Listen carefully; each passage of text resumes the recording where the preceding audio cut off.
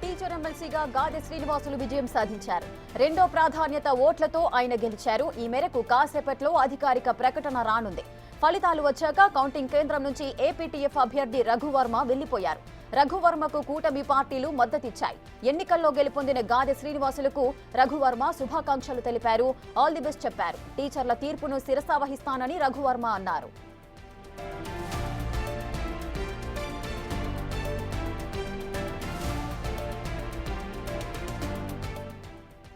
నేటిక Uttarandhra teacher ఎమ్మెల్సీగా గాదె శ్రీనివాసులు విజయం సాధించారు. మరింత సమాచారం ప్రతినిధి రాజు లైవ్ లో అందిస్తారు. రాజు, గాదె శ్రీనివాసులు విజయం సాధించారు ఈ ఎమ్మెల్సీ ఎన్నికల్లో. దీనికి సంబంధించిన వివరాలేంటి?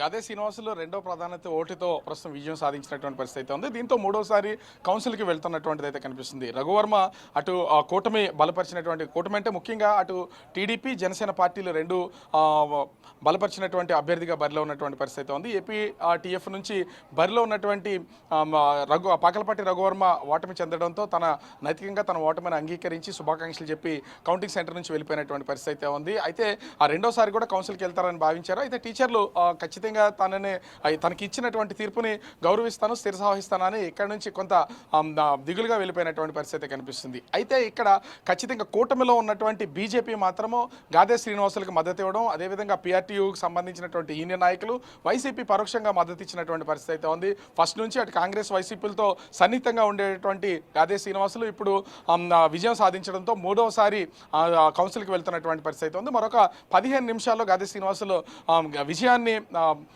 అంటే అధికారికంగా ప్రకటించే అవకాశం అయితే కనిపిస్తుంది. అయితే ముందు నుంచి కూడా చూస్తే ఇటు ఈ ఎన్నికలకు సంబంధించి ముఖ్యంగా ఉపాధ్యాయుల సంఘాల్లో అనేక సంఘాలు ఉన్నాయి. సిపిఎం పార్టీ బలపరిచినటువంటి యూటీఎఫ్ నుంచి విజయగౌరి విజయం సాధిస్తుందని చెప్పినటువంటి పరిస్థితి అయితే ఉంది. అదేవిధంగా కూటమి అభ్యర్థి పాకలపాటి రఘువర్మకి విజయగౌరికి ఇద్దరికి మధ్యనే ప్రధానమైనటువంటి పోటీ ఉంటుందనేది ఒక అంచనా వచ్చినటువంటి పరిస్థితి ఉంది. అయితే అత్యంత సైలెంట్గా జరిగినటువంటి ఓటింగ్ అయితే ఇక్కడ స్పష్టంగా కనిపిస్తుంది. వైసీపీకి సంబంధించిన టీచర్స్ మొత్తం అందరూ కూడా ఇటు గాదె శ్రీనివాసులకు ఓట్ చేయడం, అదేవిధంగా హాస్టల్స్ ఏజెన్సీ ప్రాంతాల్లో ఉన్నటువంటి అనేక మంది టీచర్స్ అందరూ కూడా గాదె శ్రీనివాసుల వైపు మొగ్గు చూపినటువంటి పరిస్థితి ఉంది. అదేవిధంగా పిఆర్టీ యూనియన్ కొంతమంది తెలిసినటువంటి సన్నిహితులందరినీ ఎక్కడికక్కడ టీచర్స్కి కొన్ని సంఘాలతోనూ అదేవిధంగా ఇండివిజువల్గాను టీచర్స్కి మీటింగులు పెట్టి ఓటు అడిగినటువంటి పరిస్థితి ఉంది. కానీ కూటమి బలం ఉందనే ఉద్దేశంతో పాకలపాటి రఘువర్మ టీచర్స్ని ప్రత్యక్షంగా కలవడానికి కొంత టైం అయితే సరిపోలేదు. అది కూడా ఇక్కడ ఖచ్చితంగా దెబ్బకొట్టినటువంటి తెలుస్తుంది. రెండో ప్రాధాన్యత ఓటుతో ప్రస్తుతం అయితే గాదె శ్రీనివాసులు తన విజయాన్ని అయితే తన ఖాతాలో వేసుకుని మూడోసారి కౌన్సిల్కి వెళ్తున్నటువంటి పరిస్థితి కనిపిస్తుంది. అయితే ఇది ఒక విధంగా చెప్పాలంటే ఉత్తరాంధ్ర టీచర్స్ ఎమ్మెల్సీ ఓటం అనేది కూటమి ప్రభుత్వానికి గట్టి దెబ్బలాగా చెప్పొచ్చు. కూటమిలో ఉన్నటువంటి ముఖ్యంగా చూస్తే అటు టీడీపీ కానీ జనసేన పార్టీ కానీ రెండు కూడా అటు రఘువర్మకి వీళ్ళైతే మద్దతు ఇచ్చినటువంటి పరిస్థితి ఉంది. కానీ మరి ఈ ఓటమిని ఏ విధంగా జడ్జ్ చేస్తారనేది వేచి చూడాల్సినటువంటి పరిస్థితి. ఏపీటీఎఫ్ అభ్యర్థి రఘువర్మ ఓడిపోవడానికి ప్రధాన కారణం అంటే ఏం చెప్పదలుచుకున్నారు? ఖచ్చితంగా ఇక్కడ రఘువర్మ ఓటమికి రెండోసారి ఎమ్మెల్సీగా బరిలో ఉన్నటువంటి పరిస్థితి ఉంది. తాను ఎమ్మెల్సీగా ఉన్నటువంటి 6 సంవత్సరాల పాటు కూడా అంటే టీచర్స్కి సంబంధించి వాళ్ళ సమస్యలు ఎప్పటి నుంచో ఎన్నో పెండింగ్స్ అయితే ఉన్నాయి టీచర్స్కి సంబంధించి. అదేవిధంగా ఇక్కడ చూస్తే బదిలీల విషయంలో కూడా కొంత ఇబ్బందులు అయితే ఏర్పడుతున్నాయి. ఆ సమస్యల పరిష్కారం అటు కౌన్సిల్లో కానీ ప్రభుత్వం వైపు కానీ చర్చించడం కానీ ఆ సమస్యలు పరిష్కరించడం విషయంలో కొంతవరకు రఘువర్మ వెనకబడ్డారు. అది సక్సెస్ కాలేదు కాబట్టి ఈసారి టీచర్స్ మొగ్గు చూపలేదు అనేది ఇక్కడ స్పష్టంగా అర్థమవుతున్నటువంటి పరిస్థితి కనిపిస్తుంది. అదేవిధంగా ఇంకొకటి మొన్న జరిగినటువంటి ఈ గ్రూప్స్ ఎగ్జామ్ విషయంలో కూడా ఉత్తరాంధ్ర నుంచి ఒక ఉద్యమం ఉవ్వెత్తున లేచినటువంటి పరిస్థితి ఉంది. దాని ఎఫెక్ట్ ఖచ్చితంగా ఎందుకంటే ఎలక్షన్కి ముందే ఇది జరిగినటువంటి పరిస్థితి ఉంది.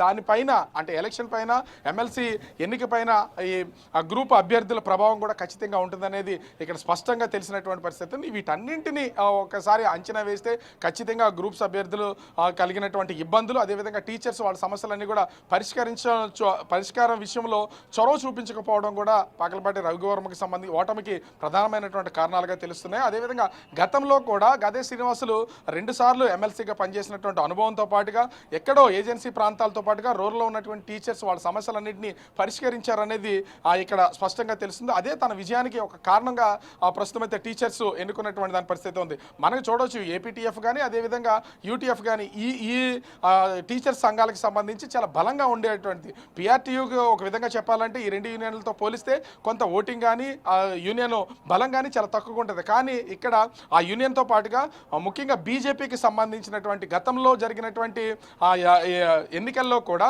బీజేపీ నాయకులకి ఆ ఎన్నికల్లో అటు శ్రీనివాసులు నాయుడు సహకరించినటువంటి నేపథ్యంలో ఈసారి కూడా బీజేపీకి సంబంధించినటువంటి వాళ్ళు పూర్తిగా శ్రీనివాసులకి సహకరించడం, అదేవిధంగా వైసీపీ వాళ్ళంతా కూడా టీచర్స్ అందరూ కూడా శ్రీనివాసులకు ఓటేసినటువంటి నేపథ్యంలో విజయాన్ని తన ఖాతాలో వేసుకున్నటువంటి పరిస్థితి ఉంది. ఓవరాల్గా చూస్తే గెలుపు గాదే శ్రీనివాసులు పరమైంది, మూడోసారి కౌన్సిల్కి వెళ్తున్నటువంటి పరిస్థితి ఉంది.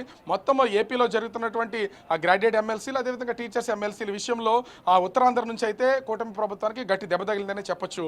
రేఖ. Right, thank you Raju, thanks for the live details.